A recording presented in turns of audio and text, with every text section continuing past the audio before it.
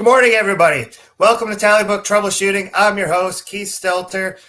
Show is brought to you by 413 Mechanical. Do all your civil, piping, grouting, concrete, you name it, what kind of work. I'm still learning because, well, I'm brand new. Just started. This is my second week with the company.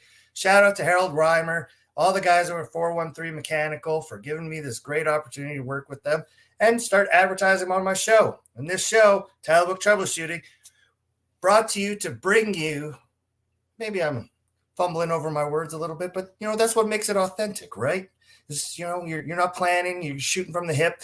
A little bit of goodwill, the oil field here, a little bit of positive PR. We can need as much of it as we can get. I have a great host who also believes that. Great host, great guest. Man, you would think I haven't done this show in forever. And last week, I had one of the biggest shows I ever had about the leadership, establishing leadership in a new position. Little did I know I would need it as much as I did last week. Go check it out if you haven't seen it already. But I have the amazing Bailey Midkiff who's going to be joining me today. We're going to be talking about troubleshooting EVs in Wyoming. They got a lot going on there. We're going to be talking about a new bill that just came out. And without any further ado, before I trip over my words any more than I already have, bring the man on the screen. How bad was that? Keith. It's like my first show all over again, Bailey. Welcome to 2023. It looks amazing. Thank you, sir, for being here. For everybody who doesn't know Bailey, go ahead and introduce yourself. Tell everybody what you're about, where you are, and what you got going. No, fantastic. Well, I'm Lord Bailey Midkiff. I'm out of Casper, Wyoming, which is always exciting because, at the end of the day, we always hear mostly about, the Permian and not so much the mid-continent, the Northwell side. A little bit of North Dakota, but we kind of getting forgotten about, and people are seeing that. But I've been in drilling services my whole life. I'm third generation oil and gas. My dad's dad came to Lance Creek and drilled some of the first wells, and they kind of moved on. And then, they kind of loved the territory, loved what was going on there, and they kind of stayed. And then, of course, I became to fruition. So I took the same path. Just a little different path. I didn't roughneck so much. Hey, man, everybody, there's different paths. That's the great thing about this industry is nobody takes the same path, and you'll never know all of it for sure. You never know. I learn about new segments of the industry every single day, right? It's continual improvement, continual growth, and it's super exciting. You should know you've been through quite a amazing journey lately, and I love watching. Everybody has. That's what makes the show so amazing, right? And me too. From the 2008 crash to making through that to thinking everything's great, man. 2020, 2023 has been exciting for a lot of people, not just us. It is definitely started off different than I thought it was going to be, but some great positive notes so far for me. I had a great first week with my new company, 413 Mechanical, last week. Got first big bid, request out on Friday. It was amazing, and just had a meeting. We might actually have our first job this week, which is crazy for me to think how fast. I was terrified with what happened, and you never know what's going to happen, and you're always nervous, but so far nothing but positives. Where are you working at these days? Tell me a little bit what do you got going on? So I am now with PPC, Performance Pulsation Control, which has been amazing, and shout out to John Rogers. He's a great owner, great boss, grown a great team. We just hired a new GM, Jim Vasher. He's fantastic as well, has amazing knowledge. Kirsten Jantz is another great guy. He's essentially the sales manager taking over the team. Long story short, we design and fabricate the finest pulsation control equipment for recip pumps. We kill it. And we've got a lot of new items on the market. We got the RFS system, reactive fluid system, proprietary. It's amazing for gas dampener to remove that, the Wrangler, the mini PD, that's all stuff. I won't get too in depth with the guys on that, but we're doing a lot of exciting things, and we're definitely here to help. Excellent, sir. So, Tallybook Troubleshooting, we've had all kinds of stories on here, and I try and educate, with good things that are going on and new technologies. And today you're bringing, it shocked me when you mentioned it. So I got to ask, what's going on in the state of Wyoming? What do they got coming down the pipe? So publicly, we're talking, this is all new information, folks. So if you haven't followed LinkedIn or anything else, the state of Wyoming introduced a bill to phase out electric vehicles or EV vehicles by 2035, which is crazy. Wow. Is it so? California don't they have the same bill, but the opposite? They want to phase out like diesel and gasoline engines by 2035. Do I have that correct? So you're saying Wyoming's going one way, California's the other, correct? Exactly, right. And I mean, there's tons of conversation. Obviously there's oil and gas products pertaining to these vehicles, so on and so forth. But the big thing is when I read in, and I think there's 5 centers on the bill. It's like SJ00, I want to say 4 or 5. Don't quote me on that because it's so new.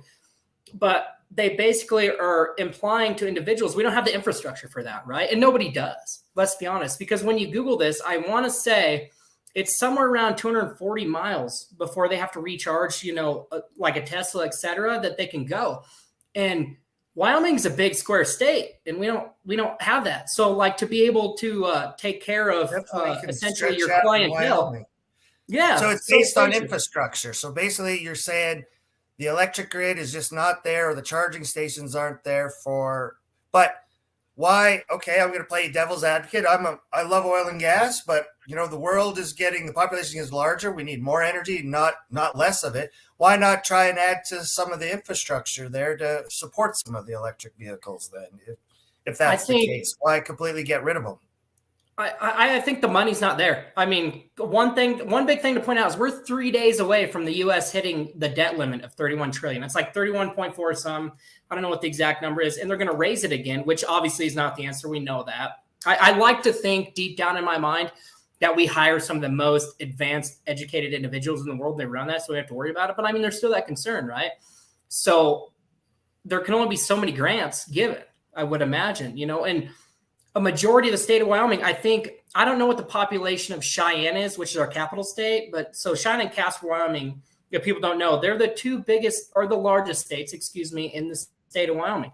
And they don't even touch subsidiaries of anywhere in Texas, right? We're talking like 70,000 people. Like it's a minute. I don't even know if the population of the entire state's 1 million, or did it finally reach 1 million? I don't even think, honestly, with the decrease, because energy is our bread and butter. Gillette was the energy capital of the world because the mining, the oil and gas, all that. So that's our bread and butter, right? And I think after the decrease of the past 3 years, I don't think we've hit it. We hit it and then it went away. I don't think we maintained it. Getting back to the law, okay, there's no charging stations. They're probably not going to build any charging stations. Why do they need to make a law then to completely phase it out? Like, why wouldn't just the free market go, man, if you buy an EV in the state of Wyoming, you're probably on your own going to be towing this thing because the infrastructure is not there. Why do they need the bill? What do they think it'll set a precedent and spread to other states? I think, and honestly, this is just my opinion, I think a lot of it's going to be based off of the state of Wyoming supporting the oil and gas industry as a whole. I mean, that is our bread and butter. So even if these cars utilize products that come from that, which most do, if not 90%, probably a bigger number than that, it still takes away from that, right? That is our infrastructure. That's everything. So I think there's a little bit of a play from the state of Wyoming, like, hey, we're back and we don't want this. We want to support what, takes care of us. Help me help you, but internally in a state. And I think that's one great point because California was kind of treading light water. I mean, you're going to tell people what they're going to drive. So we're going to tell people not what they're going to drive. That's kind of the same devil's advocate, right? Because I mean, if you want an electric vehicle, that's okay. So be it. If that's where you want to, purchase your vehicle, if that's how you want to challenge yourself day to day, that's what you want to do. But do you really open that can of worms? Because I know that's the opposite because California was telling people you have to. Well, now Wyoming's saying now you can't. So how do you, which is crazy, right? So this is going to be a big conversation. I once thought, America was the land, freedom was the number one thing. Cleaning up the laws for what we can and can't do and what we should be doing. The free market generally was always the best, test. Like, to me, EVs, I have no problem with them as long as, your grid is up to date and you're using the resources you have to make enough electricity, fine. But, when you're running out and you're having blackouts, to me, EV is obviously not the solution, right? But it's definitely not. I think one more thing that comes in, though, is it's always the battery factor of things, right? Because when these batteries deplete, they have to be essentially put in a dump somewhere. They have to be put somewhere. And each state has to handle that, right? Because there's not going to be one central location. And I know I read some little piece of that, and that's going to be a big part too, right? How do we financially take care of something such as that to that capacity. I mean, we're not a state that takes care of something that at that level, right? A lithium battery. There's definitely good and bad in all the energies. It really, like solar, beautiful. The sun shines great, but the lifespan of those panels is really, it's 30 years. They're quite toxic to dispose of. So there's, JP Warren recently released a book for children, educational. Shout out to JP Warren. He Energy did, for yeah, Everyone. I saw it. And I bought it for my kids and was reading it. And you know what? I have no problem being, working oil and gas my whole life. Heck, I've been asked to be on the advisory board of the Oil and Gas Workers Association. Big advocate. Love the people in oil and gas. To me, the benefits for having oil and gas and the technology, like it's not 1985 anymore. We have great technologies to clean up our act, to improve it much. I don't think we should be anti other energies because, that turns people off to ours. It's just, hey, give us the facts. What's the positives? What's the negatives? And then I think the more education out there, people can once again choose, right? And but who am I? I'm just a guy in Odessa, Texas. I see the pros and cons. I know when I was at Baker Hughes for a long time, and I was there when they changed their slogan, and their slogan, it was everybody raised a real concern because it had zero things to do with oil and gas. And I think that's because they realized that's not the future, right? And that might not be, but there's so many variables at play. It's crazy to see this bill in itself, right? How is this a conversation? You're telling people that you're going to essentially remove these or ban these when I don't even think there's been an infrastructure that it would ever be an issue right now, right? So how have we came to the terms, I guess, that this needs to be handled right now? Because at the end of the day, I think with the education, the organizations, Energy Strong, all these people, that are showing people this is what we actually do, and they get educated, I think they're realizing it's not an on and off switch. And that's the thing that needs to be addressed and constantly, right? And we can't say it enough. Texas as an example, right? We just don't have the infrastructure. We don't. And until we do, or we get fusion going where we've got these great big plants making all this energy, at the end of the day, electricity is not going to dominate everything. A friend of my father's has a farm near the John Deere factory in Illinois. And to give you an example, they want him to test out an electric combine. Sounds great. And, wow, big machine, going to work great. And the guy's like, how long to charge this thing? And the guy's like, 24 hours. And he's like, might as well throw this whole thing in the garbage. He's like, I can't shut down my operation for 24 hours during harvest, to wait for this thing to charge. He's like, sounds like it works great while it's working. But he's like, when it's time to harvest, I got 15 minutes of refuel and I'm back in the right?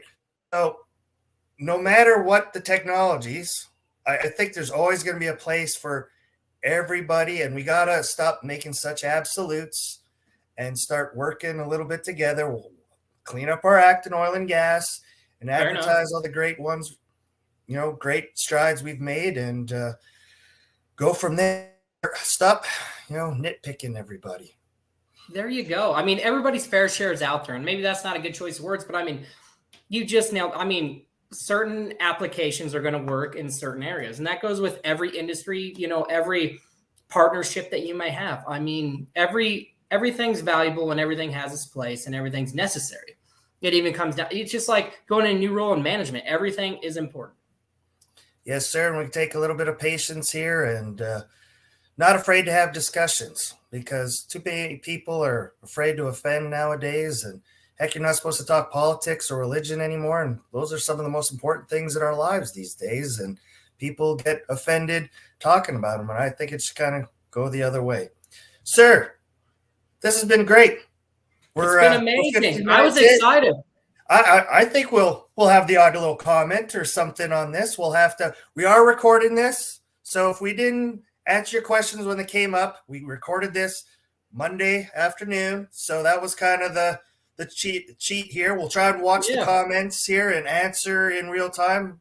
Can I commit to that tomorrow? I'll upload this about 9 a.m. Bailey. You okay with that? Perfect. That's fantastic. Yeah, I will be by my phone, super active.